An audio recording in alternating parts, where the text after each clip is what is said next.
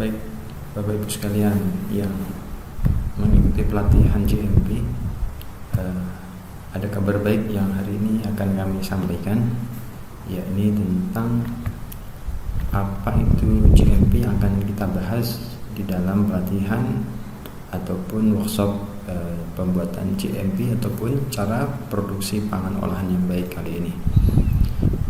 Jadi ini akan kami gambarkan dalam mind map. Yang pertama kan kami bahas adalah apa itu GMP, yang akan mengenalkan kita tentang apa itu GMP. Di sini akan kami kupas tentang silabusnya. Ya, silabus kami merujuk dari SKKNI. Ya, ini SKKNI dari Kemenaker nomor 16 2016. Kemudian klausul-klausulnya kami berkiblat dari Permenperin, yaitu Peraturan Menteri Perindustrian nomor 75 tahun 2010.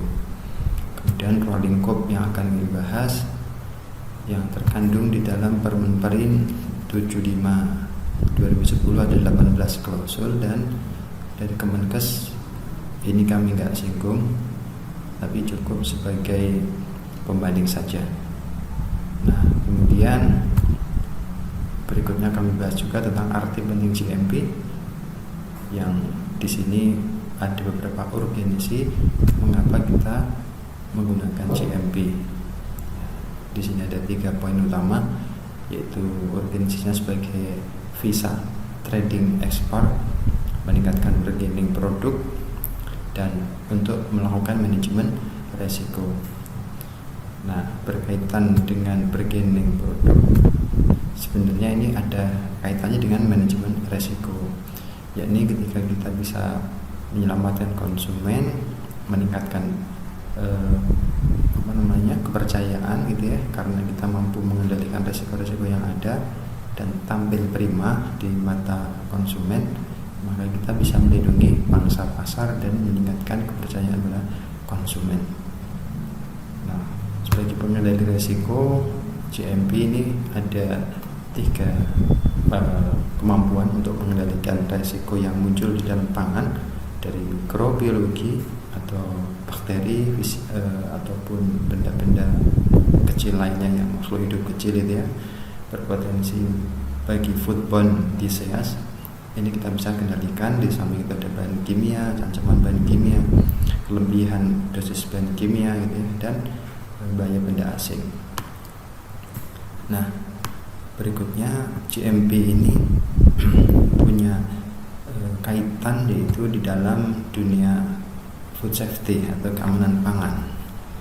Nah, dalam keamanan pangan kita mengenal adanya SSOP, atau dalam bahasa prosedurnya namanya prosedur sanitasi.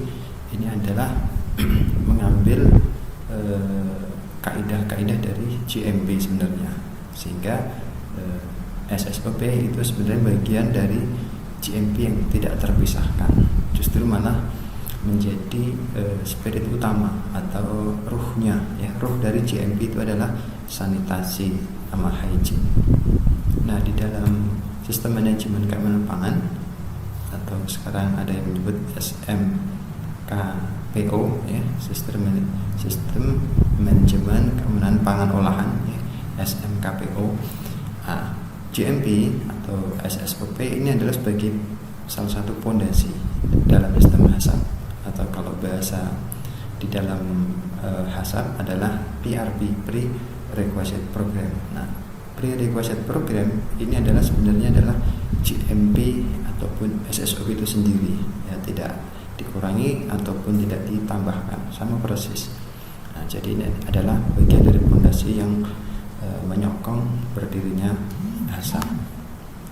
Nah, berikutnya di dalam pelaksanaan GMP, bagaimana teknis operasionalnya kami akan sajikan dalam poin 2 ini ya.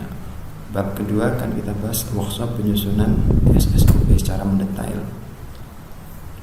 Baik, kita lihat di sini akan kami paparkan tentang 9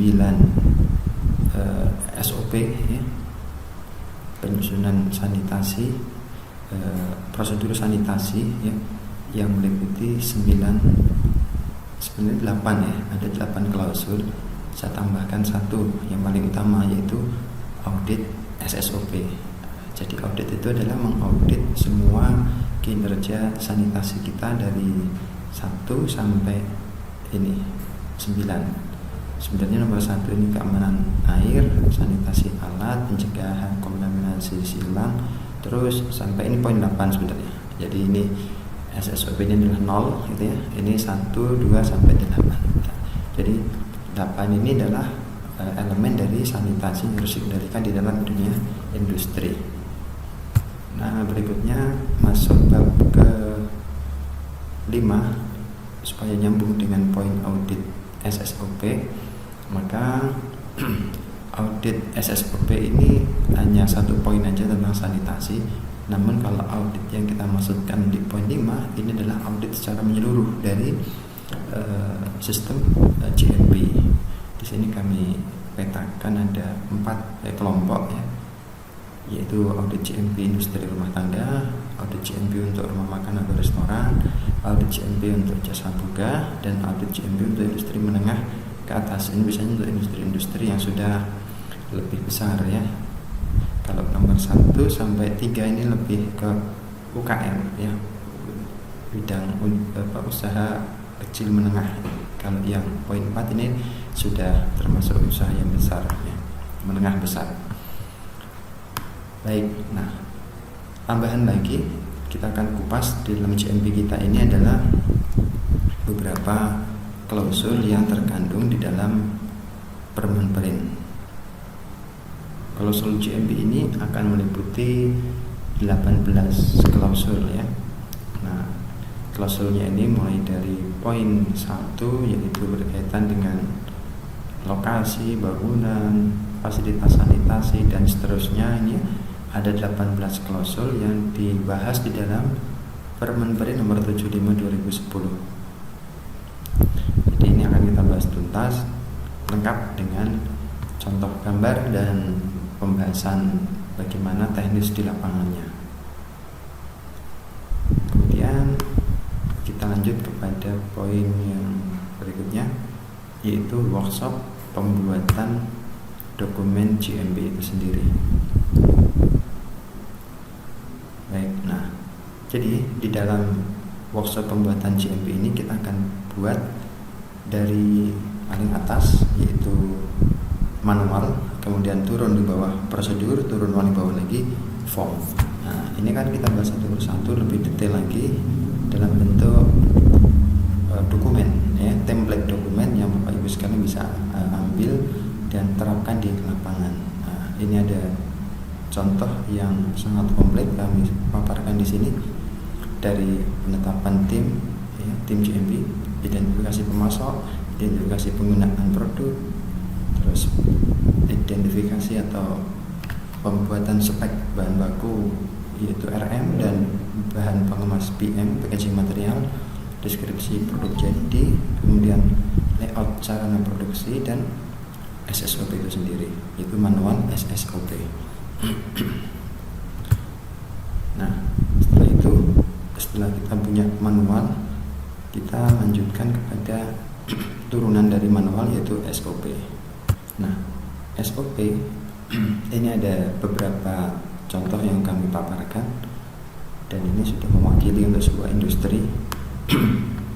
Yakni SOP penarikan produk atau recalling produk, kemudian SOP sanitasi ruangan, kemudian SOP sanitasi peralatan, SOP hygiene dan pemeriksaan, SOP pelatihan, kemudian SOP pest control atau pengendalian hama. Poin 8, SOP pengujian internal ataupun pengujian eksternal ya. Poin berikutnya yang ke-9, SOP penyimpanan, SOP transportasi dan distribusi, SOP IPC atau in process control, yaitu pengawasan proses ini. Kemudian yang ke-12, SOP penanganan alat produksi kita. Nah, tidak cukup sampai di situ, kita akan bahas contoh dari form yang akan terlibat di dalam teknis ketika kita melakukan monitoring ataupun pengontrolan IPC, atau ketika kita melakukan pengawasan atau pembuatan rekaman pada semua proses produksi kita. Karena esensi dari GMP itulah merekam semua data-data yang kita miliki di lapangan sebagai evidence, sebagai bukti kita sudah menjalankan semua prosedur. Kemudian dari prosedur yang sudah berjalan itu kita mampu melakukan traceability, trace back, bisa juga trace ke depan, traceability ke depan ataupun traceability ke belakang. Nah, penyusunan form ini akan kami lampirkan semua form yang dibutuhkan oleh prosedur di atas, ya. Jadi form itu adalah turunan dari prosedur. Kemudian dokumen-dokumen sebagai bukti perekaman ini mencakup semua kegiatan produksi kita dari penerimaan barang sampai finish good, ya.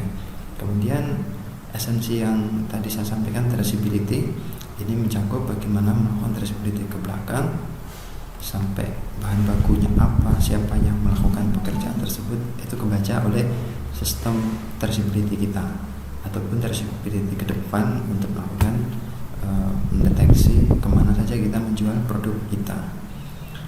Dan penyusunan form ini nanti akan dikendalikan oleh dokumen kontrol atau admin. Nah, baik, itu kurang lebih cakupan dari GMP, ya, yang akan kita bahas di dalam pelatihan kali ini.